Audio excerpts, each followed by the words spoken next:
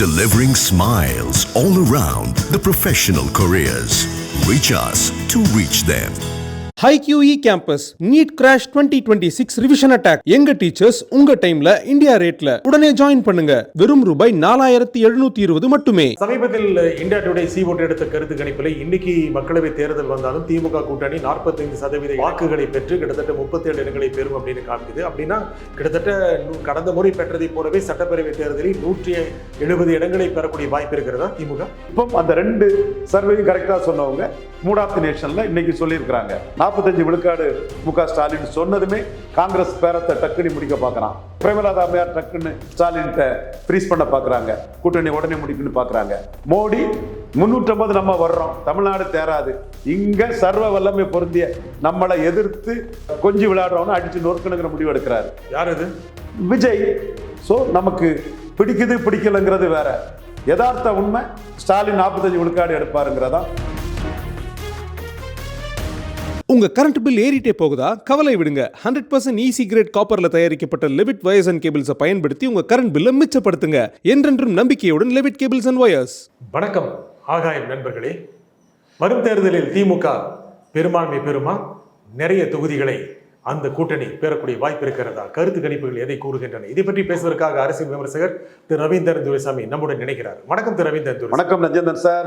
சமீபத்தில் India today C ஓட்டு எடுத்த கருத்து கணிப்பில் இன்னைக்கு மக்களவை தேர்தல் வந்தாலும் திமுக கூட்டணி 45% வாக்குகளை பெற்று கிட்டத்தட்ட 37 இடங்களை பெறும் அப்படின்னு காமிக்குது. அப்படின்னா கிட்டத்தட்ட கடந்த முறை பெற்றதை போலவே சட்டப்பேரவை தேர்தலில் 170 இடங்களை பெறக்கூடிய வாய்ப்பு இருக்கிறதா திமுக? திமுக அணி ஸ்வீப் பண்ணதுக்குள்ள வாய்ப்புகள் தான் இருக்குதுங்க. 45 விழுக்காடு வாக்கு திமுக அணிக்கு வருங்கிறத நான் தொடர்ந்து சொல்லிட்டு இருக்கிறேன். இதே C voter, India today C voter தன்னோட கருத்தை 2019 சொல்வதுக்கு முன்னாடியே எல்லாரும் சொன்னாங்க ராமதாஸ் வந்துட்டாரு, அர்த்தமெட்டிக்கல் அங்கே இருக்கும் அங்கே இருக்கணும்.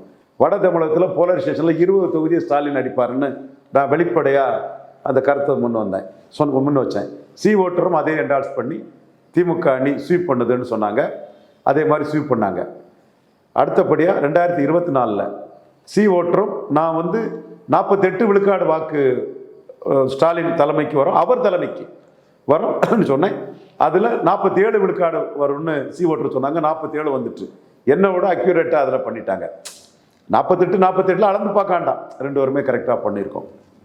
இப்போ அந்த ரெண்டு சர்வேயும் கரெக்டாக சொன்னவங்க மூட் ஆஃப் தி நேஷனில் இன்னைக்கு சொல்லியிருக்கிறாங்க. 45 விழுக்காடு மு.க. ஸ்டாலின் சொன்னதுமே காங்கிரஸ் பேரத்தை டக்குனி முடிக்க பார்க்குறான். சொன்னதுமே பிரேமலதா அம்மையார் டக்குன்னு ஸ்டாலின்கிட்ட ஃப்ரீஸ் பண்ண பார்க்குறாங்க. கூட்டணி உடனே முடிக்கணும்னு பார்க்குறாங்க. மோடி 350 நம்ம வர்றோம், தமிழ்நாடு தேராது, இங்க சர்வ வல்லமை பொருந்திய நம்மளை எதிர்த்து கொஞ்சம் விளையாடுறவனு அடிச்சு நொறுக்கணுங்கிற முடிவு எடுக்கிறாரு. யார் அது?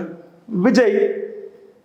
ஸோ இந்த இந்தியா டுடே சர்வேங்கிறது லீடர்ஸ் மத்தியில் பெரிய தாக்கத்தை கொடுக்கறதுக்கு காரணம் அவனுக்கு கிரெடிபிலிட்டி அவன் கரெக்டாக இருக்குது. நானும் என் கிரெடிபிலிட்டி நிற்கணுங்கிறதுக்காக தான் 35 எம்பிக்கள் திமுக அணி ஜெயிக்கும், 4 ஃபைட்டு. அண்ணாமலை ஜெயிக்கணும் எங்கேயும் சொல்லலையே, ஜெயிக்கணும் ஆசைப்பட்டது வேற. ஜெயிக்கணும்னு சொன்னா பட்டிமன்ற பேச்சாளர் மணிகண்டன் என்னன்னா நீ இப்படி சொல்லிட்டேன்னா, நீயே சொல்லலைன்னா எவன் சொல்லுவானா? களம் இருக்குதுப்பா. இப்படி அண்ணாமலை யாருன்னா திமுக யாரும் போலரைஸ் ஆகும். ஸோ இதுதான் களம்ங்கிறது நாம சொன்னோம். ஸோ நமக்கு பிடிக்குது பிடிக்கலைங்கிறது வேற. யதார்த்த உண்மை ஸ்டாலின் 45 விழுக்காடு எடுப்பாருங்கிறதா உண்மை. மோடிக்கும் இது முன்னாடியே தெரியும் இந்த விஷயங்கள்லாம். இன்னைக்கு Modi will be very happy. India today survey 350 நம்ம கொடுக்குறான்னா 4வது முறை நம்ம இந்த மண்ணில் பிரதமராக வந்துடும்னு அவருக்கு தெரியும். ஒரு தமிழ்நாடு ஸ்டாலின் அவர் எப்படியாவது காங்கிரஸை டீல் பண்ணி ஜெட்டிசன் பண்ணால் நல்லதுன்னு தான் மோடியும் நினைப்பார், நாங்களும் நினைக்கிறோம். பட் அவர் கிறிஸ்டின் முஸ்லீம் ஓட்டுக்காக காங்கிரஸை அடிக்க விரும்ப மாட்டேங்கிறாரு, சான்ஸ் எடுக்க விரும்ப மாட்டேங்கிறாரு. ஜெயலலிதான்னா இப்போ தான் மேலும் உயரத்துக்கு வர்றதுக்கு தெளிவாக ஒரு நடவடிக்கை எடுத்திருப்பாங்க. அவர் காங்கிரஸ் கூட தான் போறாரு. என்ன செய்ய முடியும்? காங்கிரஸ் திமுக தான் இருக்குமா? அப்படிதான் இருக்கும். ஏன்னா அவங்க மிக மோசமான கற்பனையில மல்லிகார்ஜுன கார்கேயும் ராகுலும் இருக்காங்க. இந்த நாட்டின் மானத்தை, ஆர்எஸ்எஸின் மானத்தை, பாஜகவின் மானத்தை அத்வானி தலைமையிலும் வாஜ்பாய் தலைமையிலும் சோனியாட்ட தோத்த முறை காப்பாற்றினது மோடி. மோடிக்கும் ஆர்எஸ்எஸ்க்கும் பிரச்சனை வந்துருமா? அதில் 69 மாதிரி ஒரு ஸ்பிரிட் வந்துருமா? மல்லிகார்ஜுன கார்கே அவங்க பிரதமர் ஆக்கிடுவாங்களாம். சோனியா குடும்பம் பின்னாடி இருந்து அதை ஆட்டி வைக்குமா? நடக்கிற கதையா? அதுக்கு ஸ்டாலின்ட்ட 22 இருக்கு, அவரை விட்டுறக்கூடாதான். 41 சீட் கேட்குறாங்க காங்கிரஸ்.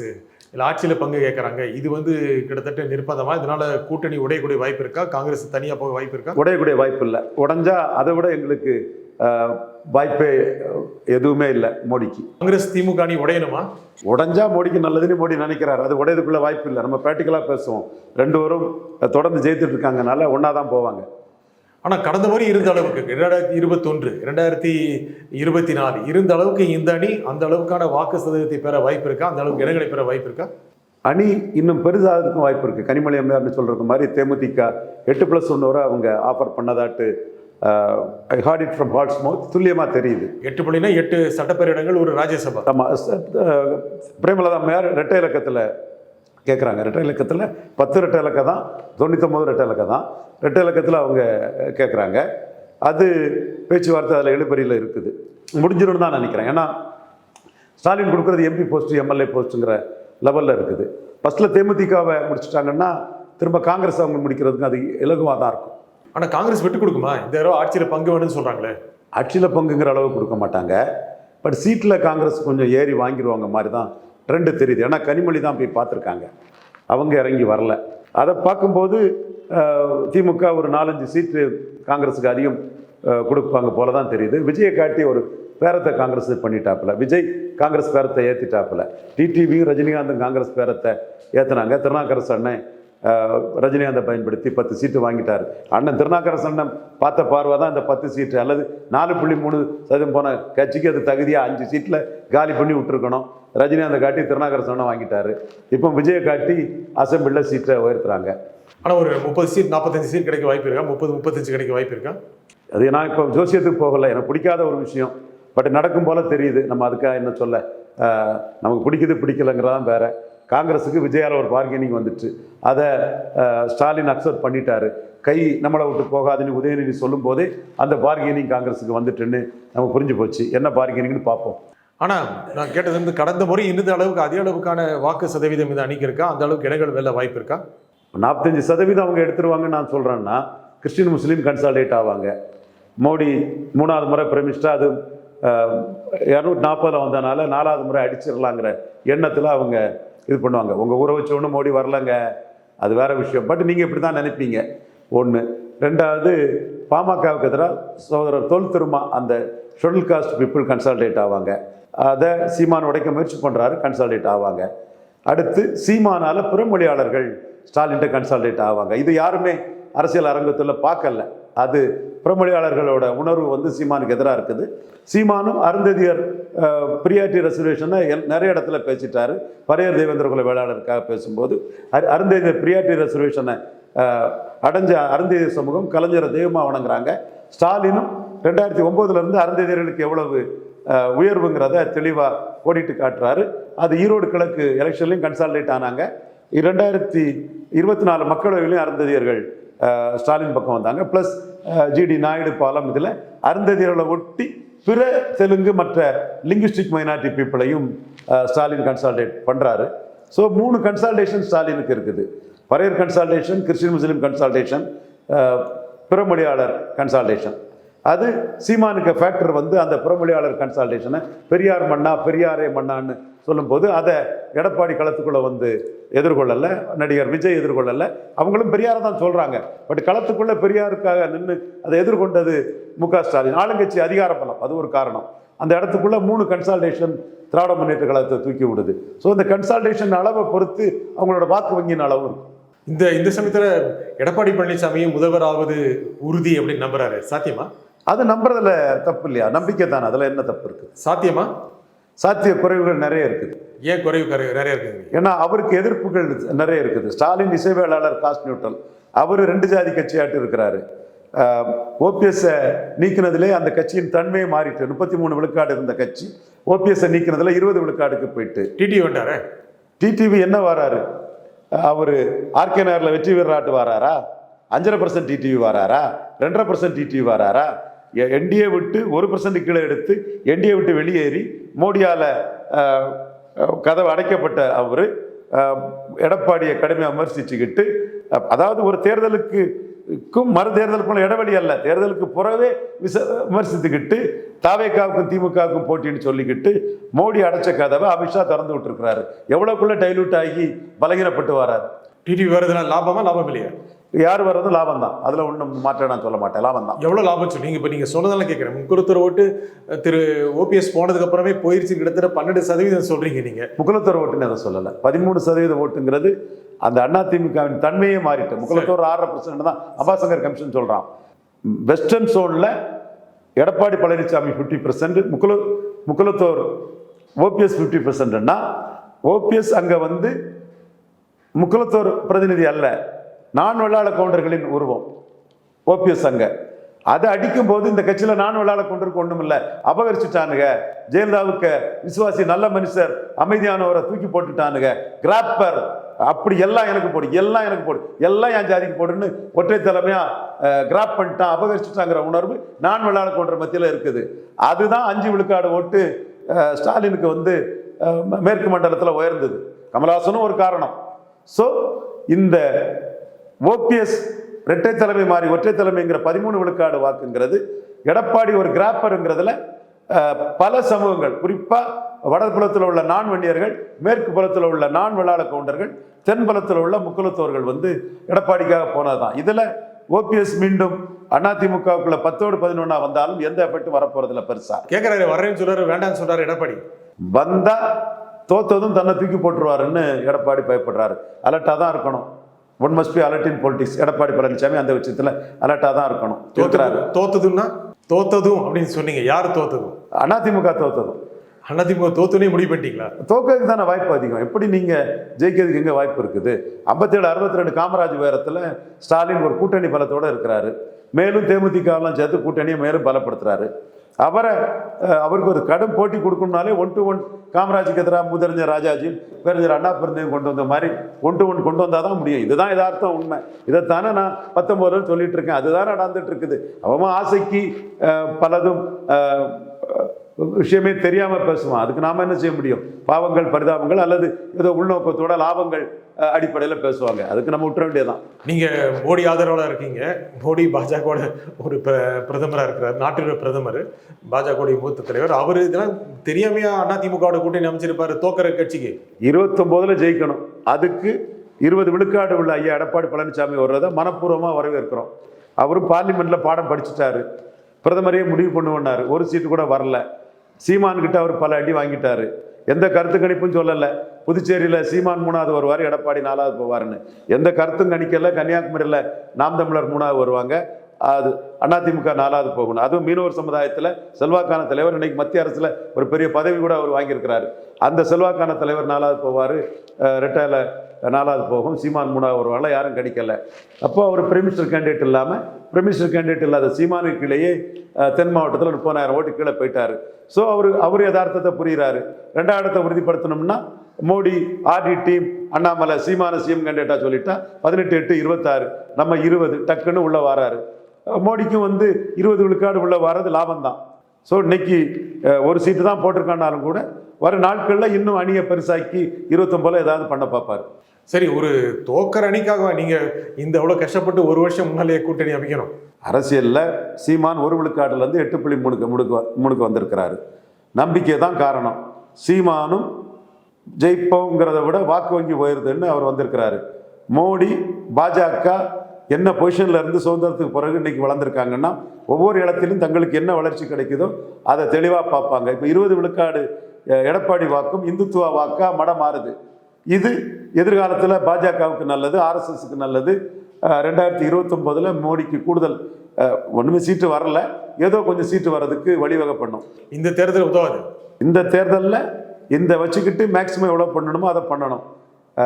இது India today C voter survey படி கெமிஸ்ட்ரி ஒர்க் அவுட் ஆகலை. அண்ணாமலையை நீக்குனதில் உள்ள பாதிப்பு தெளிவாக இருக்குது. மோடி பிரதமர்னு வாக்களித்த வாக்காளர்கள் எடப்பாடியை முழுமையாக ஏற்றுக்க தயாராகலாங்கிறது தெளிவாக தெரியுது. ஆனால் அந்த அணி ஒரு நம்பிக்கையோட போங்க, தேசிய ஜனநாயக கூட்டணி ஆட்சி வரும் அப்படின்னு ஒவ்வொரு சந்திப்பிலையும் ஒவ்வொரு பொதுக்கூட்டத்திலையும் அமித்ஷா சொல்றாரு. அப்படி சொன்னாதான் இருக்கிறதாவது கிடைக்கும், அதிக அளவு வாக்குகள் கிடைக்கும். நம்ம தோத்துட்டோம்னா தோக்கிறதுக்கு முன்னே தோல்வியை ஒத்துக்கிட்டு போனால் அது படுதோல்வி ஆயிரும். உங்களுக்கு முக்கியமான ஒரு எதிர்க்கட்சியா திமுகவை பாஜக நினைக்குது. அப்படி இருக்கும்போது திமுக இருந்துட்டு போட்டோம், அடுத்த தடவை ஆட்சிக்கு வந்து அப்படியெல்லாம் இருந்துட்டு போடலாம் யாரும் பண்ணலைங்க, முடியல, அவ்வளவுதான். ஒன்று ஒன்றில் தான் ஸ்டாலினை தோக்கடிக்க முடியும். ஒன்றுக்கு ஒன்றுக்கு எடப்பாடி சம்மதிக்க மாட்டார். அப்போ பொசிஷன் இதுதான். 20, 18, 38 இந்த 18 டிரான்ஸ்ஃபர் பண்ணதுக்கு தான் அவர் எடப்பாடி ஒரு 50 சீட்டாவது பிஜேபி கொடுத்தாதான் இந்த 18 டிரான்ஸ்ஃபர் ஆகும். 11.4 பிஜேபி. அது இன்னைக்கு துக்குளரோட குருமூர்த்தி தெளிவாக எழுதியிருக்கிறாரு. அதிக சீட்டு வேணுங்கிறதுல அண்ணாமலை தெளிவாக இருக்கிறாரு. எல்லாம் 30 சீட்டு, பிஜேபிக்கு 20 சீட்டு. பிஜேபி ஆதரவுன்னு சொல்லக்கூடிய ஸ்டாலின் எதிர்ப்பு போலிகள், மோடி நலனில் இந்த அக்கறை இல்லாத நபர்கள், சசிகலா விஷயத்தில் நம்மகிட்ட பல்ப் வாங்கி மோடி நன்மைக்காக தான் அரசியல் நடக்குங்கிறத புரியாதவன்லாம் 30 நம்ம 50க்கு குறையாம வாங்கினாதான் அந்த ஓட்டா டிரான்ஸ்ஃபர் ஆகுன்னு இன்னும் ஃபைட் பண்ணிட்டு இருக்கோம். ஆனால் அவ்வளோ கிடைக்காது போல இருக்கு. எடப்பாடி ரஃப் அண்ட் டஃப் பார்கெனர் கொடுக்கறதுல ரொம்ப சிரமப்படுவார். அவர் எல்லா பார்கெனிங்களும் அவர் ஜெயிக்க தான் செய்திருக்கிறாரு. 20-25 தான் கிடைக்கும் போல இருக்கு. 25 கிடைச்சா 3 விழுக்காடு ஓட்டு தான் விழும். இந்த 33 கூட விழாது, 30 கூட பிடிக்காது எடப்பாடி தலைமை. 20 சீட்டுகள் பாஜக கொடுத்தா இப்போ இந்தியா டுடே சி ஓட்டர் கொடுத்தா அது 35 கூட கிடைக்காதா? கிடைக்காது. 33 தான் கொடுத்துருக்காங்கன்னு நினைக்கிறேன். அது கூட கிடைக்காது. ஏன் அவ்வளோ கம்மியா சொல்றீங்க? ஓட்டை கொடுத்து பாஜகவுக்கு ஒரு உருவத்தை கொடுத்து இந்துத்துவ கையில் எடுத்தாதான் ஒரு எழுச்சி வரும் ஏடிஎம்கே அணிக்கு. ஆனா ரொம்ப நம்பிக்கையோடு இருக்காரு, நிச்சயமா ஆட்சி வரும்னு நினைக்கிறாரு. எப்படியாவது பாஜக எடப்பாடி பழனிசாமி ஆட்சி கட்டிலில் அமர்த்தி விடும் அப்படி நம்புறாருல்ல? நம்புறது அவருக்கு உரிமை, அதை நம்ம எப்படி தடுக்க முடியும்? இல்ல அமித்ஷா அதை என்ஷூர் பண்ண மாட்டாரா? வாழ்த்துக்கள் எடப்பாடி பழனிசாமிக்கு. இல்ல நீங்க இல்லைன்னு சொல்றீங்களா? சட்டியில இருந்தா தானங்க ஆப்பா வரும், ஓட்டு விழுந்தா தானங்க ஜெயிக்கணும். சட்டியில எவ்வளவு கட்சி இருக்கு? கட்சி இருக்கிறதுனால வாக்கு வலிமை இல்லை, கெமிஸ்ட்ரி ஒர்க் அவுட் ஆகணும். அண்ணாமலை நீக்கினது ஒரு பெரிய பின்னடைவு. பலது இருக்குது இல்ல. அண்ணாமலை கட்சியில் இருக்காரு. கட்சியில் இருக்கிறது வேற, அதிகாரத்தோட தலைவராக இருக்கிறது வேறங்க. தினகரன் எடப்பாடியை கமாண்ட் பண்ணவராக இருக்கிறது வேற, ஓபிஎஸ் இரட்டை தலைமையாக இருக்கிறது வேற, 10ஓடு 11 3 சீட்டு வாங்கிட்டு இருக்கிறதுக்கு வேறங்க. அது மக்களுக்கு தெரியும், அந்தந்த குறிப்பிட்ட சமூக தளத்துக்கு தெரியும். டிடிவி ஏன் வந்தாரு?